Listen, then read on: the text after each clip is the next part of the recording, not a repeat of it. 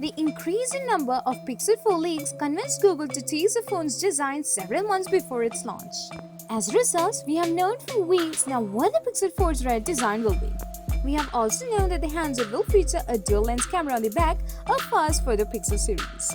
Then, on Monday, Google surprised fans loyal to the Pixel brand with an unexpected announcement, one that confirmed two signature features of the Pixel 4 series. Google practically told us the phone would feature 3D facial recognition just like the iPhone X phones, stressing on the fact that its tech is different. The company also touched on the rumor Project Solly integration, confirming the Pixel 4 will be the world's first phone to integrate a radar sensor. But in the process, Google also confirmed the phone would have a single lens selfie camera instead of two, as it was the case for the Pixel 3. In other words, Google just confirmed that its camera approach for the Pixel 3 camera systems was wrong. The official Pixel 3 launch came with Google confirming all the leaks. The company also stuck to its guns when it comes to the Pixel 3's main camera. "We found a second lens was unnecessary," Google's vice president of product management said.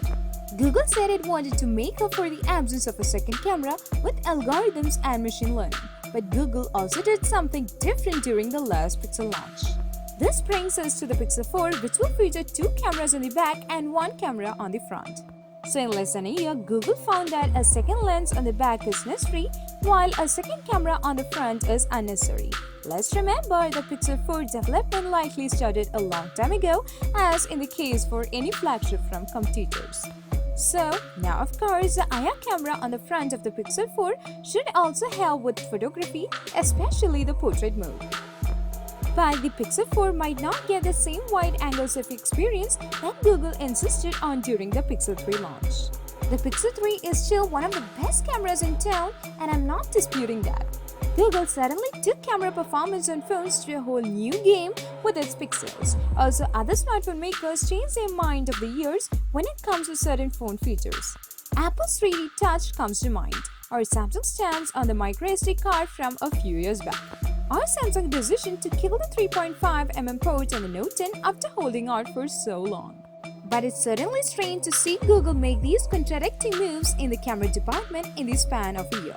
If single-lens cameras are so good, why not stick with them for one more year? Why not go for a dual-lens selfie system on the Pixel 4?